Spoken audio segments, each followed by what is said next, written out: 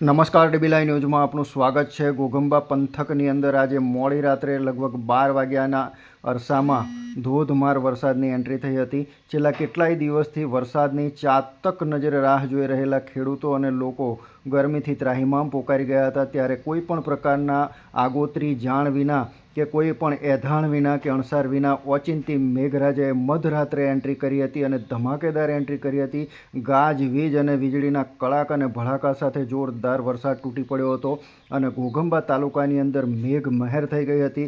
મધરાત્રે આવેલા મેઘરાજાની એન્ટ્રીને લોકોએ ખૂબ જ વધાવી હતી। જોકે વરસાદના કારણે અને વીજળીના કડાકા અને ભડાકાના કારણે વીજળી વેરણ બની હતી અને વીજ પુરવઠો ખોરવાઈ જતા લોકોને ઉજાગરા થયા હતા। જોકે વરસાદ પડ્યાની ખુશી જોવા મળી હતી। વરસાદ ધોધમાર વરસ્યો હતો અને સૌ પ્રથમ આ સિઝનનો વરસાદ અને એ પણ ધમાકેદાર એન્ટ્રી અને સારામાં સારો વરસાદ થયો છે। ત્યારે ઘોઘંબા તાલુકાના ખેડૂતોમાં ખુશીની લહેર જોવા મળી રહી છે।